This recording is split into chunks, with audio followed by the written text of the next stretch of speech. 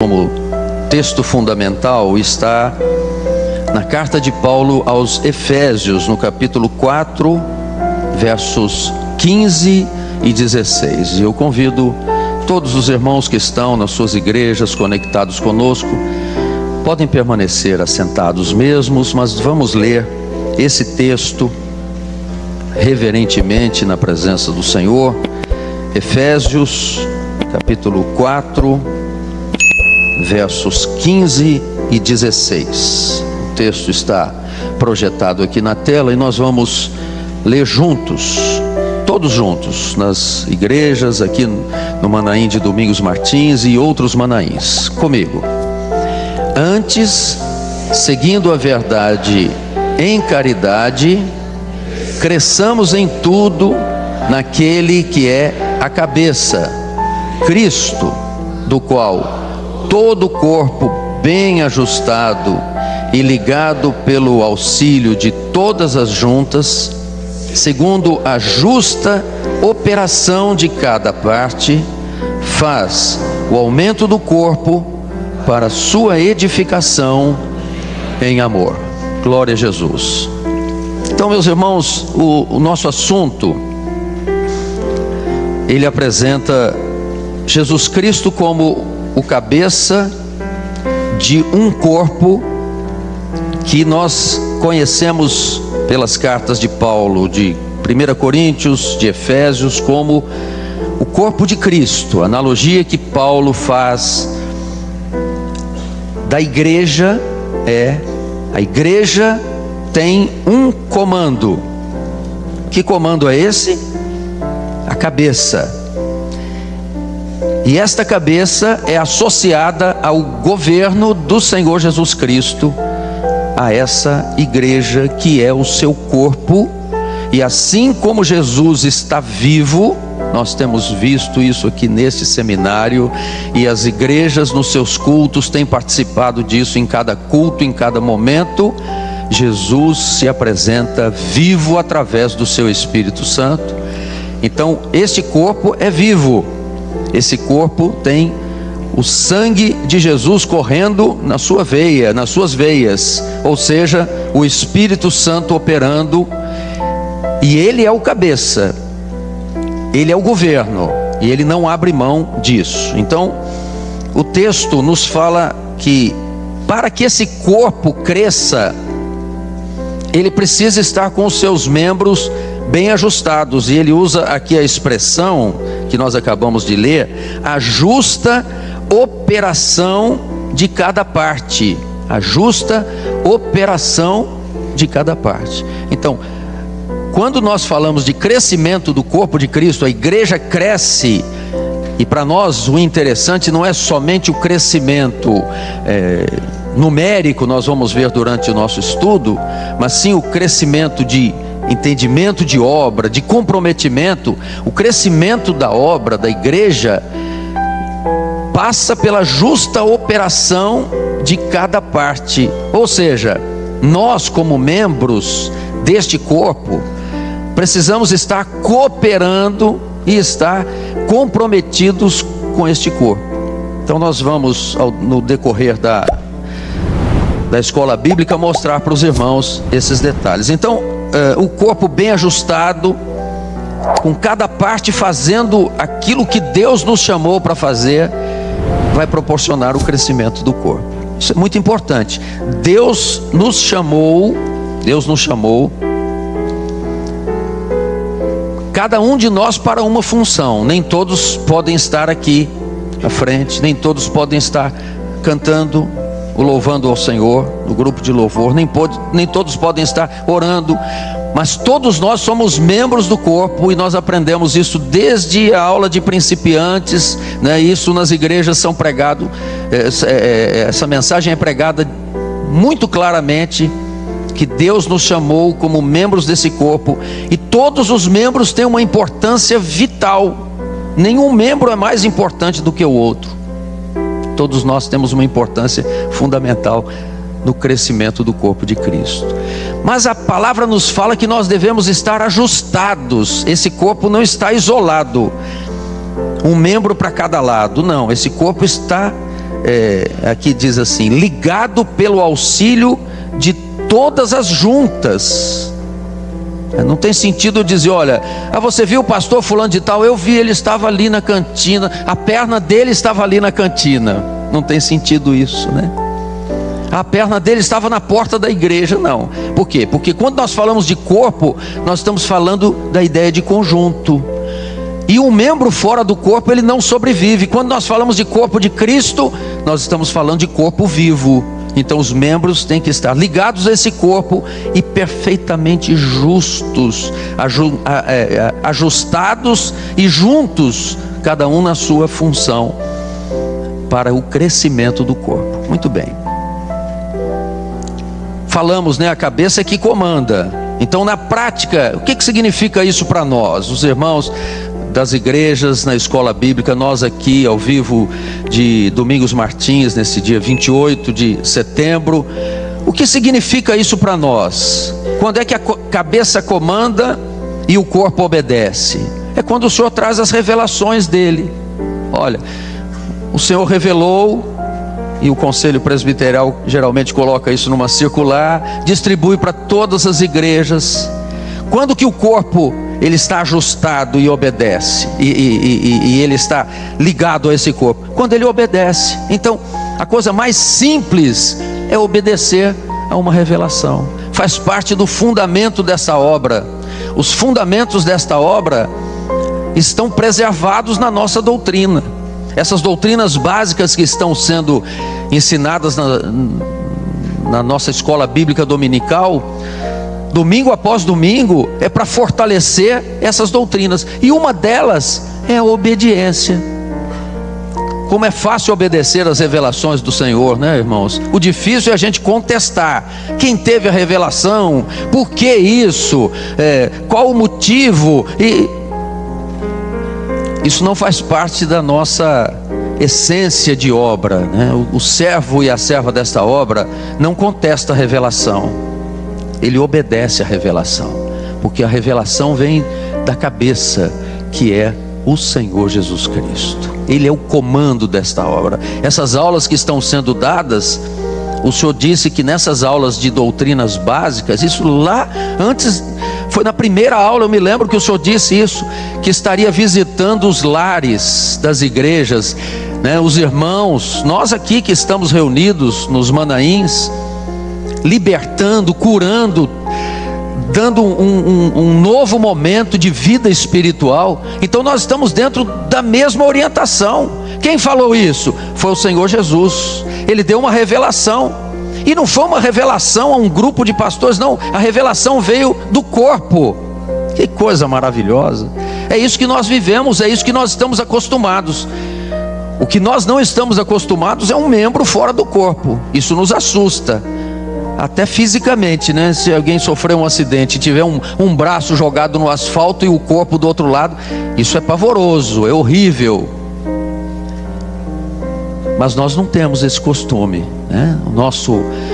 A nossa vida espiritual, o nosso entendimento de obra, ele passa por essa doutrina básica, que é a doutrina do corpo. Muito bem, essa é uma parte introdutória, meus irmãos. Os irmãos já ouviram isso na aula de principiantes, mas é uma recapitulação. Vamos então ao primeiro ponto do nosso estudo desta manhã. Eu quero ler com os irmãos, antes de citar Atos 3, eu quero ler o texto de Atos 3, de 1 a 11, sentados mesmos, os irmãos das igrejas nos acompanhem. Atos 3, de 1 a 11, eu vou fazer a leitura aqui, por causa da gravação, mas os irmãos podem ler comigo, que é o nosso texto de estudo que mostra a importância do corpo na igreja primitiva. Eu vou começar a ler, os irmãos podem me acompanhar. Atos 3, eu vou esticar até o 11, de 1 a 11. Amém? Acharam? Amém? Estão acordadinhos? Amém? Nas igrejas? Amém? Amém. Vamos lá. Pedro e João subiam juntos ao templo, à hora da oração, a nona. Podem ler comigo. E era trazido um varão que desde o ventre de sua mãe era coxo, o qual todos os dias punham à porta do templo, chamada Formosa, para pedir esmola aos que entravam. Ele, vendo a Pedro e a João, que iam entrando no templo, pediu que lhe dessem uma esmola. E Pedro, com João, fitando os olhos nele, disse: olha para nós. E olhou para eles, esperando receber alguma coisa. E disse Pedro: não tenho prata nem ouro, mas o que tenho, isso te dou. Em nome de Jesus Cristo, o Nazareno, levanta-te e anda.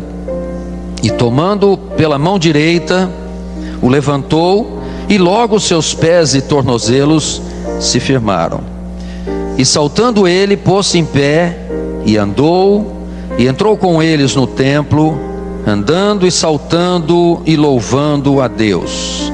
E todo o povo o viu andar e louvar a Deus, e conheciam-no, pois era ele o que se assentava a pedir esmola à porta formosa do templo, e ficaram cheios de pasmo e assombro pelo que lhe acontecera. Verso 11: e agregando-se ele a Pedro e João, todo o povo correu atônito para junto deles no alpendre chamado de Salomão.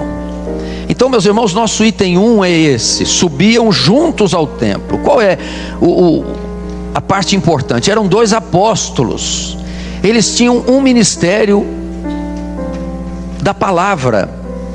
O ministério da palavra, quando eles levantaram os diáconos em Atos capítulo 6, houve uma declaração: nós, porém, nós, os pastores, os ministros da palavra ali, nos dedicaremos à oração e ao ministério da palavra. Então a oração faz parte do ministério da palavra. Nós, pastores, temos consciência disso. Sabemos que sem oração não tem poder, Lembram? Pouca oração, pouco poder. Muita oração, muito poder. Nenhuma oração, nenhum poder. Eles sabiam disso, que precisavam orar. E eles foram juntos. Vejam, não havia disputa entre eles, não havia animosidade, um não queria ser maior que o outro, não. Eles estavam ali juntos. Eles tinham um compromisso de oração. Eles tinham uma coisa que nós aprendemos na palavra de Deus e na obra de Deus, que é comprometimento. O governo, meus irmãos, envolve disciplina, envolve obediência. A igreja como corpo envolve governo, disciplina e obediência. Eu vou repetir: a igreja como corpo envolve governo, disciplina e obediência. Os nossos cultos começam pontualmente. Eles estavam indo ali num horário marcado. Não foi a hora nona mais 5 minutos, ou a hora nona mais 10 minutos, ou a hora nona do horário brasileiro, ou de relógio grande, ou de relógio pequeno. Não, é hora nona. Nós temos um compromisso, nós temos os nossos horários. Os irmãos observaram aqui a pontualidade, por respeito aos nossos irmãos que levantaram cedo, estão na escola bíblica dominical. Os nossos cultos são pontuais. Nós temos um comprometimento, é disciplina. Por que isso? Porque nós somos bonzinhos? Não, porque o Espírito Santo nos ensinou, e Ele requer isso de um corpo bem ajustado. O corpo bem ajustado é isso também. A igreja como corpo atende às revelações do Senhor. Eles tinham entendimento do chamado deles. Eles eram apóstolos. Eles não podiam falhar naquele compromisso. Olha, nós estaremos às 9 horas lá para orar no templo. Eram os apóstolos que iriam lá. E Deus usa isso, meus irmãos, porque quando nós somos comprometidos, disciplinados, obedientes, Deus usa todas essas coisas, mesmo na nossa fraqueza, na nossa fragilidade, nos nossos erros e falhas. Deus abençoa os ministérios, Deus abençoa o servo, a serva, nas suas atividades na igreja local. Nós temos certeza disso. Então, cada função exercida por um membro deve revelar todo o seu comprometimento e zelo com a edificação do corpo. inclusive nas coisas mais simples, né? Às vezes é a limpeza da igreja, às vezes é o cuidado com o vaso, né, com a toalha naquela semana do aniversário da irmã, o zelo com a calçada, né, ali o passeio onde os irmãos vão chegar, o cuidado com o estacionamento e, sobretudo, o zelo espiritual. Nós estamos falando de coisas materiais, mas o nosso comprometimento espiritual, o cuidado com a ovelha que faltou. Pastor, fulana já faltou 2 cultos seguidos, será que ela não está doente? Vamos pedir para uma irmã ligar. É a visita, é a assistência. Meus irmãos, cada um sirva ao Senhor naquilo em que foi chamado. Subiam juntos ao templo. Nós vivemos essa experiência nessa obra. Uma das coisas que nos chamou a atenção há muitos anos, quando nós conhecemos essa obra, foi o viver no corpo. Eu não conseguia entender como que uma instrução alcançava todas as igrejas, e nós éramos em poucos na época. Hoje nós somos em muitos, e nós temos esse veículo maravilhoso que é o satélite, as nossas escolas bíblicas recebendo todos os domingos a mesma palavra. O nosso povo agrega as suas informações, né? Porque são juntas, é um corpo ajustado, é um corpo que tem um só propósito.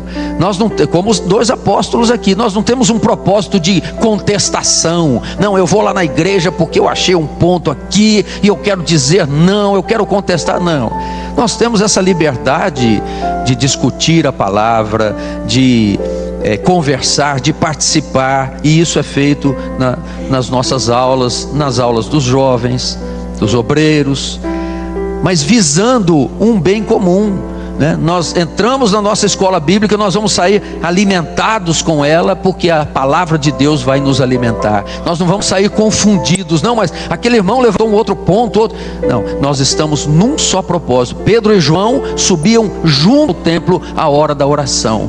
E o que nos faz, meus irmãos, ter esse entendimento é a oração, é a atuação do Espírito Santo. Porque se deixar, cada um de nós aqui tem uma ideia, cada um de nós vai falar uma coisa, cada um de nós tem um propósito, mas isso na carne. No Espírito, quando nós estamos em oração, quando nós estamos debaixo do governo que é o cabeça, que é o Espírito Santo, que é o Senhor Jesus, que é o dono desta obra, nós obedecemos e somos ricamente abençoados com isso. A nossa doutrina é firmada. Vamos para o segundo ponto. Está no verso 4 de Atos 3, né? Diz aqui o texto, leiam comigo, só essa parte. E Pedro com João, observem, novamente, os 2 juntos, Pedro com João, fitando os olhos no necessitado, disse: olha para mim. Não, olha para nós. Por que olha para nós? Porque Pedro não estava ali defendendo a sua capacidade de pregador. Ele tinha pregado há pouco tempo, no dia de Pentecoste, 3.000 almas tinham se convertido. Ele podia dizer: não, agora o pregador vai falar. Mas ele não disse isso. Ele se colocou ali junto com João, porque ele sabia a sua posição. Ele era um evangelista. O Senhor Jesus tinha dado uma palavra para João, que ele ia se revelar a João, e como se revelou no livro do Apocalipse, nós acabamos de ouvir a aula aqui agora há pouco, revelações extraordinárias. Deus usou a Pedro, Deus usou a João, Deus pode usar você, Deus pode usar o outro. João, o apóstolo do amor. Que diferença de Pedro, que diferença de Paulo, né? Um homem culto, sabedor de letras, mas Deus usou também a Paulo. Quando ele pegou tudo aquilo que ele possuía, ele disse: olha, isso aqui não serve para nada, isso aqui serve muito pouco, serve para esterco, né, das plantas, serve para adubo, para fertilizante. Então, meus irmãos, mas Deus usa o conhecimento de um, Deus usa a habilidade de outro, Deus usa a humildade de outro, porque nós somos corpo de Cristo. Não dá para ter um destaque. Olha, o líder, o pregador, o evangelista, o movimentador das massas. Nós não vivemos assim, meus irmãos. Aliás, é uma grande característica desta obra. As pessoas entram nos nossos cultos diferentemente de como nós entrávamos nas igrejas, né? Buscando uma bênção. Nós olhamos o todo, né? A mente do coxo espiritual busca isso, busca salvadores. Entra numa igreja e diz: quem é o líder? Eu quero conhecer o chefe. Quem é o que manda? Quem é o dono? Olha, então vamos em tal igreja que tem um pregador de fora e tal. Chega lá, são os chamados cata-bênção, né? Eu já fui cata-bênção antes de conhecer essa obra. Tem um pregador ali que faz milagre. Juntava um grupo de jovens e ia lá, vamos lá ver. Chegava lá, nada acontecia, ficávamos frustrados. Voltava: onde é que tem outro pregador aí? Vamos atrás dele. E eu sei que deve ter companheiros hoje da minha idade que se lembram disso lá na nossa terra. E certamente nas igrejas, né? Alguns já passaram por essa experiência. Olha, o pregador poderoso, vamos lá. Mas um dia, meus irmãos, nós conhecemos esta igreja, nós conhecemos esta obra que é corpo. E quando eu cheguei aqui a primeira vez no Manaim, eu queria saber o nome daquele que tinha pregado, mas aí ninguém me falava. E depois eu queria saber o nome do outro, porque a segunda mensagem foi melhor que a primeira. Depois eu queria saber o nome do terceiro, ninguém me falava nada. Eu falei: essa obra é diferente.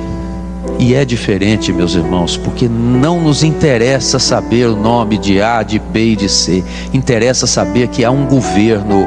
Cristo é a cabeça, Ele é o comando, Ele que dá as ordens para o corpo. E nós, como membros ajustados, cada um na sua função, nós cooperamos para que esse corpo permaneça vivo. E mais do que isso, que ele cresça uniformemente. Não tem sentido eu chegar aqui e com um braço maior do que o outro e dizer: não, é porque esse braço é mais importante do que esse outro. Não tem sentido, vai haver uma deformidade. Assim é na igreja fiel do Senhor. Assim nós que entendemos esta doutrina maravilhosa, né? Eu me lembro nessas igrejas em que ia, muitas vezes você ia lá e dizia, às vezes o pregador ia bem, você dizia: mas que pregador maravilhoso! Mas aquilo só alimentava, porque a mensagem, quando ela é intelectual, ela tem teologia, filosofia, ela alimenta só a mente. Mas você sai vazio, você sai desvazio. Que pregador maravilhoso! Mas quando nós entramos nos nossos cultos, numa escola dessa, num seminário como passamos esses dias, termina o culto, termina a aula, termina a mensagem, você só tem uma declaração a dizer. Você diz: que Jesus maravilhoso! Eu estou amando mais ao Senhor Jesus, eu estou mais próximo dele. Não importa quem foi, se foi Pedro, se foi João, o que importa é que o milagre foi feito. Aquele homem saiu dali perfeito, né? Porque ele teve uma experiência na porta chamada Formosa. Essa porta, meus irmãos, nós entramos por ela todos os dias quando entramos no nosso culto. Essa porta formosa é aquilo que o salmista diz no Salmo 45: é o mais formoso dentre os filhos dos homens. Essa porta é o Senhor Jesus. Ele é a porta que nós entramos, saímos, achamos alimento para as nossas almas. Então, olha para nós, fitando os olhos nele. Isso aconteceu. O nome do Senhor Jesus deve ser glorificado. O livro de Apocalipse diz lá no capítulo 4, verso 11, diz: tu és digno, só tu és digno de receber a honra, a glória, o louvor, pois tu criaste todas as coisas. Então a glória não é do homem, a glória é do cabeça, que é o Senhor Jesus. Terceiro ponto para nós acelerarmos aqui: entrou com eles no templo. Leiam comigo o verso 8, vamos lá. E saltando ele, pôs-se em pé e andou, e entrou com eles no templo, andando e saltando, louvando a Deus. Por que ele não foi para a casa dele? Ele podia ter ido, né? O pastor Maurílio falou agora há pouco sobre esse milagre aqui. Ele podia ter ido para a casa dele, contar: não, eu vou contar para os meus parentes, para a minha família, aqueles que me trazem todo dia aqui. Não, eu fui curado. Não, ele entrou no templo. Por certo, né? A Bíblia não diz isso, mas por certo ele via muitas pessoas entrando tristes, saindo felizes, entrando preocupadas, saindo libertas, né? Como nós nos nossos cultos. Então ele queria saber o que estava acontecendo lá dentro. Ele podia ouvir alguns cânticos de longe, mas ele estava na porta, ele estava longe, estava fora. Mas quando ele recebe a bênção da cura, meus irmãos, em nosso meio, tem sempre um propósito. Não é exaltar aquele que orou, não é dizer que nós temos curas em nosso meio, que nós sabemos disso. O Espírito Santo opera em todos os cultos. Ele cura, ele pode estar curando agora nas igrejas, ele pode estar curando agora aqui, mas tem sempre um objetivo final, ou é a edificação, ou é a salvação de vidas. O Senhor tem esse propósito. E no caso desse homem, era a sua salvação. Ele precisava ter uma experiência, ele precisava entrar no templo, ele precisava fazer parte do templo, ele precisava entrar na igreja fiel, como membro, como aquele que coopera. Então, meus amados, aconteceu isso. Ele entrou no templo. Ele podia ter sido levantado e saído, mas ele entrou, como nós um dia entramos quando fomos salvos. Nós choramos, nos quebrantamos, confessamos os nossos pecados, e o Senhor nos fez entrar nesse templo, entrar no corpo, como juntas, né, bem orientadas, bem ajustadas na presença do Senhor. Então o sinal foi usado pelo Espírito Santo. Pedro tinha pregado, 3.000 almas tinham se convertido. Agora ele foi lá para o alpendre de Salomão. O coxo, o ex-coxo, entrou no templo, todos viram, ficaram assombrados. E o verso 11, eu fiz questão de ler, diz: e apegando-se ele a Pedro e a João. Ele podia dizer: não, meu assunto aqui é ficar com Pedro, porque foi ele que fez o milagre. Não, ele já se converteu com entendimento de corpo, entendimento de obra. E é isso que acontece conosco, meus irmãos. Quando nós entramos numa igreja nossa, nós já temos esse entendimento. Cristo é o cabeça, nós somos corpo bem ajustado, nós o amamos, nós o servimos, nós queremos estar onde Ele nos colocou. Claro que queremos crescer, mas crescer como um corpo bem ajustado, sem isolamento, sem destaque pessoal, nada disso.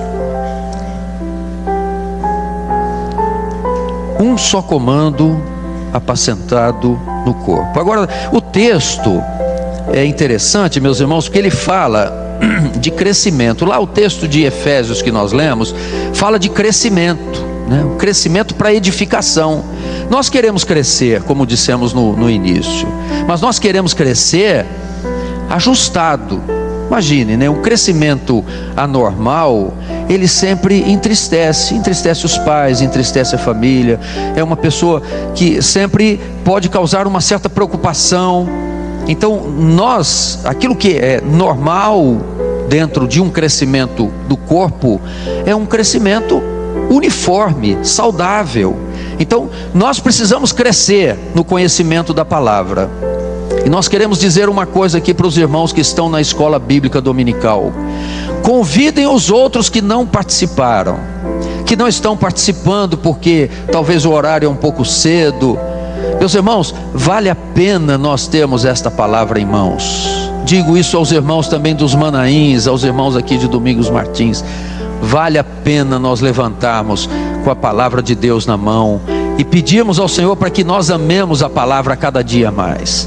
Nós vamos crescer para baixo, né? Crescer no conhecimento, fortalecer a nossa fé, defender a nossa fé. Nós temos uma doutrina nessa obra, eu não me canso de dizer isso: nós não devemos nada para nenhuma denominação. A doutrina da nossa igreja, da Igreja Cristã Maranata, é uma doutrina sólida, é uma doutrina bíblica, é uma doutrina que traz o conhecimento bíblico e tem uma coisa adicional que muito poucos têm, que é a revelação do Espírito Santo. Nós queremos ouvir, nós somos ávidos por ouvir a revelação do Espírito Santo. Nós queremos que a nossa mente não seja alimentada por uma cultura bíblica apenas. Nós queremos que a revelação venha e alimente a nossa alma. É o que está acontecendo nesses dias nos Manaíns e nesse dia na escola bíblica. Não é só o entendimento intelectual, mas é o entendimento da revelação. Quando a revelação encaixa no nosso coração, nós não resistimos. nós dizemos glória a Jesus, aleluia, Senhor. Nós entendemos a tua palavra, e é isso que nós insistimos, né? O crescimento é para baixo no conhecimento, mas é para cima também na graça, com moderação, né? Os nossos cultos não são cultos gelados, frios, mas também não pode ter excessos. Nós temos os nossos limites, né? Nós entendemos assim, né? Muitos aqui vieram de renovação. Eu vim de renovação, estava acostumado com a gritaria, mão para cima, bate pé, bate cabeça. Quando eu vim na igreja da obra, eu falei, é isso que eu quero, é essa bênção, né? É essa bênção que eu quero, é isso que eu almejo no meu coração. E eu sei que muitos estão aqui hoje por conta desse governo do Espírito Santo, dessa disciplina. Ah, pastor, mas tem hora que eu quero dar o meu glória a Deus. Eu também, nós também, nós amamos isso, e é muito bom. Agora, tudo dentro de um equilíbrio. Obra é isso, né? Obra é equilíbrio. Se daqui a pouco a gente tiver igual a todo mundo, que diferença faz a revelação? Não faz diferença nenhuma. Qual é o nosso diferencial, meus irmãos?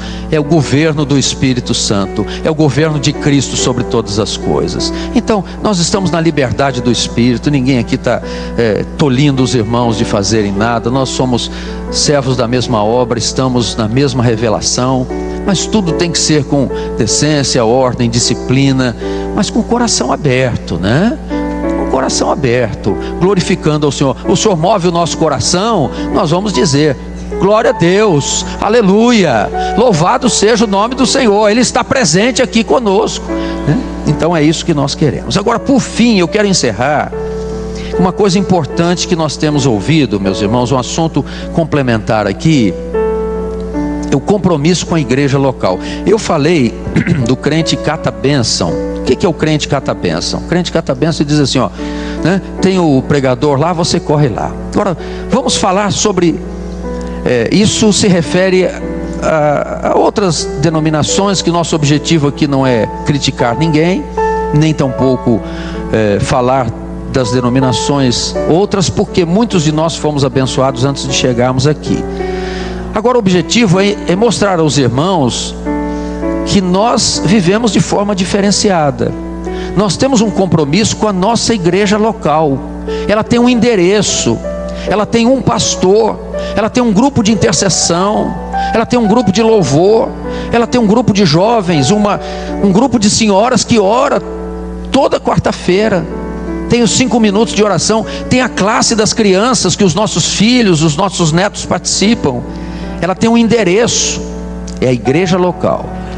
Então, qual é o perigo nosso? Agora nós estamos falando para os nossos membros, não é o cata-bênção. O cata-bênção ficou, né? Nós hoje já achamos a nossa grande bênção. Agora é outro, se me permitem, é o crente turista. Ele quer visitar outras igrejas nossas. Falar baixinho aqui para ninguém dizer que eu falei, né? Pastor fulano vai estar naquela igreja, vai levar o grupo de louvor, vai levar o quinteto, o sexteto, vai levar o banda, vamos para lá, vamos para lá. A igreja enche aquele culto maravilhoso. Aí um outro olha para o outro e diz assim, isso é que é culto, não na nossa igreja. Então o crente turista, eu vou dizer aqui aos irmãos, foge dele. Tenha medo do crente turista, porque eu sei que os irmãos aqui já fizeram turismo. Quando você vai numa cidade fazer turismo, o guia turístico só mostra as coisas boas, né? Aí você muda para lá, de repente fala, mas eu não sabia que tinha essa comunidade aqui, não sabia que tinha bandido. Meu amigo, mas você era turista, né? Agora tem os seus problemas também. Então, meus irmãos, crente de obra não é turista. Ele está ligado a um corpo. Ele tem um pastor. Vamos ler esse texto deixa muito claro, olha só. Agora eu quero que todos leiam, né? Porque isso vale para nós todos, tá bom? Vamos lá. Não deixando nossa congregação. Estão vendo? É o autor de Hebreus, conhecedor profundo da palavra. Alguns acham que foi Paulo, outros acham que foi Apolo, mas não importa, olha. Ele está dizendo, está fechando o livro do capítulo 10 ao 13, ele está dizendo, não deixando a nossa congregação, como é costume de Ainda bem que são alguns, né? Você já pensou se todos nós ligados aí via satélite? Ah, não, então vamos conhecer as outras igrejas. Não, é costume só de alguns, e alguns que estão fora da palavra. Vejam, estão fora da palavra. Alguns antes admoestando-nos uns aos outros. Você é membro da igreja local, você consegue admoestar um ao outro. Você conhece o problema dele, você vai orar por ele, vai jejuar por ele, ele vai ser liberto daquele assunto, vai ser curado, transformado. Você é abençoado, você é membro daquele corpo, daquela igreja local. E tanto mais quanto vedes que se vai aproximando aquele dia é o arrebatamento da igreja, é a volta do Senhor Jesus para nos buscar. Então, meus irmãos, fechando aqui o nosso assunto, temos 2 minutinhos para fechar. A importância do irmão ter o seu pastor, e do pastor ter a sua ovelha. Tem um outro texto lá em Hebreus 13, quero ler com os irmãos esse versículo muito importante. Hebreus capítulo 13, vamos abrir. Hebreus capítulo 13, verso 17, eu vou ler para os irmãos aqui. Obedecei a vossos pastores e sujeitai-vos a eles, porque velam pela vossa alma, como aqueles que hão de dar conta delas, para que o façam com alegria e não gemendo, porque isso não vos seria útil. Então, meus irmãos, nós não somos participantes apenas, nós estamos comprometidos com a igreja local. Só fazendo uma referência, quando Paulo faz as suas saudações lá em Romanos 16, ele diz assim: recomendo-vos a Febe, que está servindo na igreja de Sencreia. Ela tinha um endereço, aquela irmã, ela estava associada àquela igreja, assim como nós, como membros, como pastores, estamos associados à igreja local, até que o Senhor deu uma revelação para mudar de igreja, outra coisa, mas assim é debaixo do governo do Senhor. Não temos crentes turistas, temos crentes comprometidos com o Espírito Santo. Nós vamos encerrar aqui essa transmissão da escola bíblica, deixando com os pastores das igrejas locais, para que façam o encerramento, a entrega dos jejuns, e também os manaíns que estavam conectados conosco durante esses 2 dias, possam fazer o seu encerramento local. Nós desejamos a todos e os cumprimentamos com a paz do Senhor Jesus. Amém.